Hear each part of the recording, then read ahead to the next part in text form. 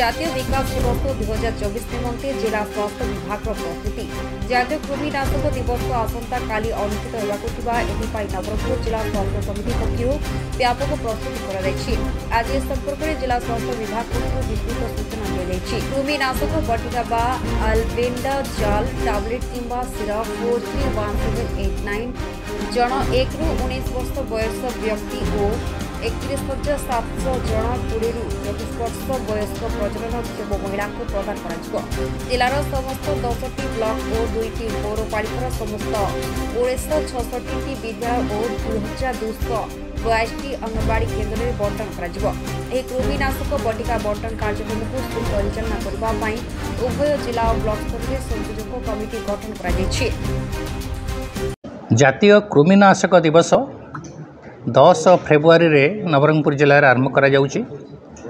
ଏହି କାର୍ଯ୍ୟକ୍ରମ ଅଧୀନରେ ଆମ ଜିଲ୍ଲାର ସମସ୍ତ ପିଲା 1 ବର୍ଷରୁ 19 ବର୍ଷ ପର୍ଯ୍ୟନ୍ତ 20 ବର୍ଷରୁ 24 ବର୍ଷ ପର୍ଯ୍ୟନ୍ତ ଯେଉଁ ମହିଳା ଯେଉଁମାନେ ଗର୍ଭବତୀ ନୁହନ୍ତି ବା ସ୍ତନ୍ୟପାନ କରୁନାହାନ୍ତି ଏ ସମସ୍ତଙ୍କୁ କୃମିନାଶକ ଔଷଧ ଏବଂ ସିରପ ଦେବାର ବ୍ୟବସ୍ଥା କରାଯାଇଛି। ଏହି ଜାତୀୟ କୃମିନାଶକ ଦିବସ ପାଇଁ 10 ଫେବୃଆରୀ ଏବଂ 17 ଫେବୃଆରୀ ସମୟ ଧାର୍ଯ୍ୟ କରାଯାଇଛି ଏବଂ ଏହି କାର୍ଯ୍ୟକ୍ରମରେ ଆମ ଜିଲ୍ଲାର 4,31,728 ପିଲାଙ୍କୁ ଆମେ କଭର୍ କରିବାକୁ ଚିନ୍ତା କରିଛୁ ଏବଂ 31,700 ଜଣ ମହିଳା 20 ବର୍ଷରୁ 24 ବର୍ଷର ମହିଳାଙ୍କୁ ଆମେ କଭର୍ କରିବାକୁ ଚିନ୍ତା କରିଛୁ।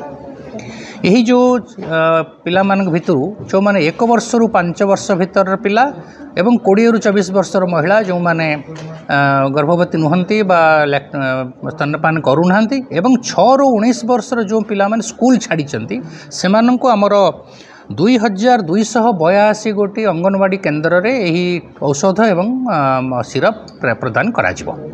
ବାକି ଯେଉଁ 6ରୁ 19 ବର୍ଷର ପିଲାମାନେ ଯେଉଁମାନେ ସ୍କୁଲରେ ପାଠ ପଢ଼ୁଛନ୍ତି ସେହି ପିଲାମାନଙ୍କୁ ଆମର ସମୁଦାୟ 1966 ଗୋଟି ଯେଉଁ ସରକାରୀ ବେସରକାରୀ ଏବଂ ସରକାରୀ ଅନୁଦାନ ପ୍ରାପ୍ତ ସ୍କୁଲ ଅଛି ସେଗୁଡ଼ିକରେ ଏହି ଔଷଧ ଦିଆଯିବ। ଯେଉଁମାନେ 10 ତାରିଖରେ ଏ ଔଷଧ ନେଇ ନପାରିବେ ସେମାନେ 17 ତାରିଖରେ ଏହି ଔଷଧ ନେଇପାରିବେ। ଏଥିପାଇଁ ଆମର 2,282ଟି ଅଙ୍ଗନବାଡ଼ି କେନ୍ଦ୍ରରେ 2,282 ଜଣ ଅଙ୍ଗନବାଡ଼ି ଦିଦି କାର୍ଯ୍ୟରତ ଅଛନ୍ତି। 2,044 ଜଣ ଆଶାକର୍ମୀ ଏବଂ ଆମର ହେଲ୍ଥ ୱାର୍କର ମେଲ୍ ଫିମେଲ୍ 469 ଜଣ ଏଥିରେ କାର୍ଯ୍ୟରେ ଯୋଗ ଦେଇଛନ୍ତି ଏବଂ ଆମର ଜିଲ୍ଲା ଯେଉଁ ସ୍ୱାସ୍ଥ୍ୟ ବିଭାଗ ଅଛି ତା ତରଫରୁ ପର୍ଯ୍ୟାପ୍ତ ପରିମାଣରେ ଔଷଧ ଏବଂ ଅନ୍ୟାନ୍ୟ ଜିନିଷ ଆମେ ବିଭିନ୍ନ ସ୍ଥାନକୁ ପଠାଇ ସାରିଛୁ। ଅଙ୍ଗନବାଡ଼ି କେନ୍ଦ୍ରଗୁଡ଼ିକରେ ଔଷଧ ପହଞ୍ଚି ଯାଇଛି, ସ୍କୁଲଗୁଡ଼ିକ ପହଞ୍ଚି ଯାଇଛି ଏବଂ ଆମର ମେଡ଼ିକାଲ ଟିମ୍ ମଧ୍ୟ ସ୍କୁଲ ଏବଂ ଅଙ୍ଗନବାଡ଼ି କେନ୍ଦ୍ରରେ ପ୍ରସ୍ତୁତ ରହିଛନ୍ତି ଏବଂ ଯଦି କୌଣସି ଆଡ଼ଭର୍ସ ଇଫେକ୍ଟ କାହାର କିଛି ଦେଖାଯାଏ ତା ପାଇଁ ମଧ୍ୟ ଜିଲ୍ଲା ପ୍ରଶାସନ ତରଫରୁ ମେଡ଼ିକାଲ ପ୍ରିପେୟାର୍ଡନେସ୍ ରଖାଯାଇଛି। ମୋର ବିଶ୍ୱାସ ଯେ ଯଦି ସମସ୍ତେ ଏଥିରେ ଯୋଗଦାନ କରିବେ କୃମିନାଶକ ଔଷଧ ଯଦି ଆମେ ନେବା ତାହା ନିଶ୍ଚିତ ଭାବରେ ଆମର ପିଲାମାନଙ୍କର ହେଲ୍ଥ ଭଲ ରଖିବ ଏବଂ ଯେଉଁମାନେ ଆମର ରିପ୍ରଡକ୍ଟିଭ୍ ଏଜ୍ରେ ଅଛନ୍ତି ସେ ମହିଳାମାନଙ୍କର ସ୍ୱାସ୍ଥ୍ୟ ମଧ୍ୟ ଭଲ ରହିପାରିବ। ଆପଣମାନେ ଜାଣି ଖୁସି ହେବେ 2023 ମସିହା ଅଗଷ୍ଟ ମାସରେ ଯେଉଁ ଆମର କାର୍ଯ୍ୟକ୍ରମ ହୋଇଥିଲା ସେଥିରେ 98.7% ପିଲା ଏବଂ 96% ଆମର ମହିଳାମାନଙ୍କୁ ଆମେ କଭର୍ କରିପାରିଥିଲୁ ଏବଂ ଫେବୃଆରୀ 2024ରେ ଆମର ଟାର୍ଗେଟ୍ ରଖାଯାଇଛି ଏହି କାର୍ଯ୍ୟକ୍ରମକୁ ଆମେ 100% ମହିଳା ଏବଂ 100% ଆମର ଯେଉଁ ଟାର୍ଗେଟ୍ ଗ୍ରୁପ୍ ପିଲାମାନେ ଅଛନ୍ତି ତାଙ୍କୁ କଭର୍ କରିପାରିବୁ। କିଛି ସାଇଡ୍ ଇଫେକ୍ଟ ହେଲେ କ'ଣ କରିବେ? ଆମର ମେଡ଼ିସିନ୍ ଦେବା ପରେ ଆମର ପିଲାମାନଙ୍କୁ ଆମେ ବସେଇ ରଖିବୁ କିଛି ସମୟ ସେଠି ଏବଂ ତା ପାଇଁ ମଧ୍ୟ ସେଥିରେ ଡାକ୍ତର ଆଉ ଅନ୍ୟମାନେ ଯେଉଁ ପାରାମେଡ଼ିକାଲ ଷ୍ଟାଫ୍ ଅଛନ୍ତି ସେମାନେ ପ୍ରିପେୟାର୍ଡ ଅଛନ୍ତି।